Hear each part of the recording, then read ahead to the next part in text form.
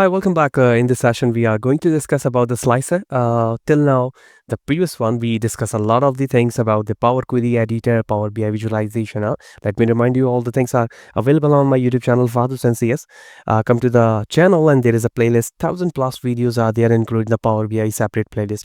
So you could watch it if you find the material, content related code, presentation slides. They all are available on my blog, fahadhusseincsblogspot.com. So what are you waiting for? To subscribe the channel to get familiar about that. What is going on in the field of the artificial intelligence and the computing world.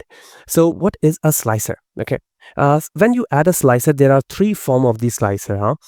By using these three forms, you can make your dashboard interactive. So how it's look like? If I just add a slicer here, okay, first go to the focus mode.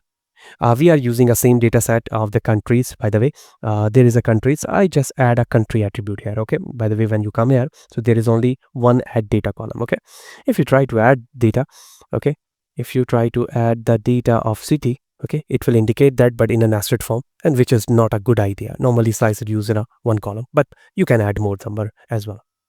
Now after that, if I just back it, so the first form of the slicer is behave as like a radio button indicator, which you indicate that, and the other form of the graph will be updated parallelly with respect to the country or column which you have selected.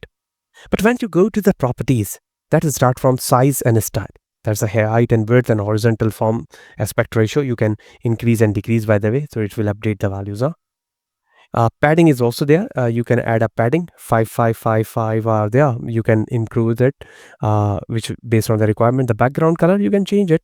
By the way, this one, it's up to you. The transparency level, the lighter version and a darker version, you can add it. Visual border is also there. Okay, shadow, you can add it the shadow. But the best thing, the title, if you add a title, the best thing is slice setting. I just disable title, slicer setting. Here you can see that there are three options which I said you at the first, vertical list, that is showing in a form of the list.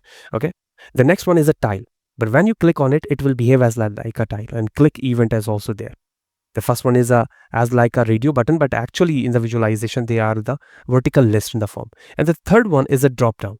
It's like this, and you click it, so whatever the option you choose, it will update there. Okay, it's a drop down. The first one is the vertical list, the next one is a tile, and the third one is a drop down.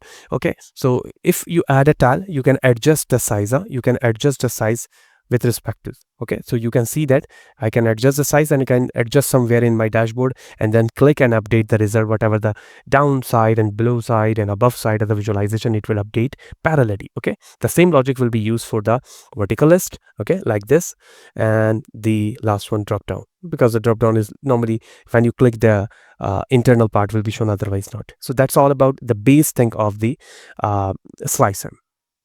Now similarly, the next one is the slicer header also there.